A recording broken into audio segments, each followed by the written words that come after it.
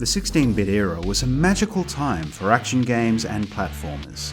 Existing franchises saw exciting entries that took advantage of the power of the new consoles, whilst entirely new games appeared to surprise and excite players. This plethora of quality titles was fantastic for console owners, since classic games came seemingly out of the woodwork every other month. It did mean that some games were lost in the shuffle though, as an otherwise good game would struggle to be recognised in such a crowded market. The King of Demons was one such game, a relatively late release on the Super Nintendo. It is a good game that simply does not quite have the stuff to compete with the best of the best on the system.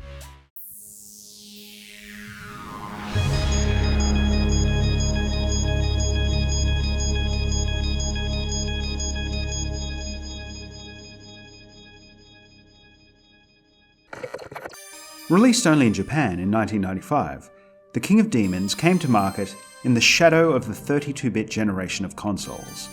It was a 2D, single-player action platformer that was always going to be a very traditional title in a gameplay sense.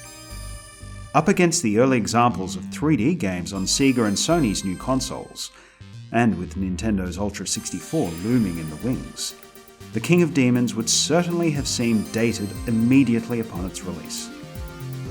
The game's story is fairly inconsequential. You play as a man named Abel, who is attempting to rescue his wife and daughter from hell, or at least this game's representation of it. There is an English translation available online for those interested, but there are only a few cutscenes, and you likely will get the gist of things fairly quickly without it.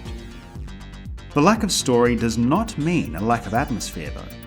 In fact, this is really the key attraction of the game. The monster designs are excellent, with plenty of variety throughout the game, particularly in the boss battles. Environments are similarly attractive, moving through a variety of styles and colour palettes as you progress through the stages. There's nothing particularly impressive here from a technical perspective, but the art style makes up for this. Aesthetically, it's not hard to see which franchise The King of Demons is taking inspiration from. I hope the developers were sending Konami royalties, because this game looks like an unofficial Castlevania spin-off. It's not just the visuals either. Other elements of the game's presentation, from the music to the in-game events and cutscenes, have a distinctly Belmont-esque feel to them that's hard to ignore.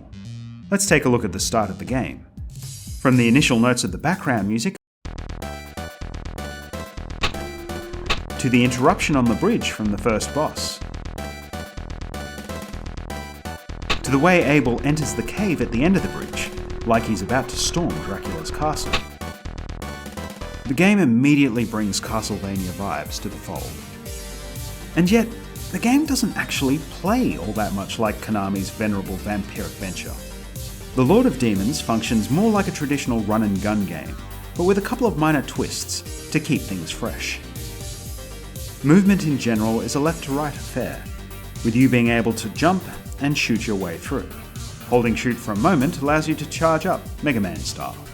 One interesting quirk is the ability to transform into demons as you progress through the game. When you defeat a boss, they drop an item that will cause your character to morph into a new form. By selecting a colour, you can either change into another demon form or upgrade the form you're currently in. For an additional challenge, you can even choose to forego this element of the game entirely and do a human run, retaining only your basic abilities instead. It's a fun little feature that feels a little bit like Altered Beast, and makes the otherwise basic gameplay a bit more interesting. Once you look past the atmosphere though, there just isn't enough here to truly compete with the other similar games available for the platform. This game is short and single player only, so it's not going to have a lot of staying power. I look at this game the way I look at a good B-movie. Imagine going to your local video shop as a kid. You bypass the walls full of the latest blockbusters, making your way to the back of the shop where all of the weird and wonderful mystery movies belong. You find a horror movie you've never heard of and pick it up. Good or bad, this is the one. This is your choice for the weekend. I mean, honestly, how can you resist cover art like this?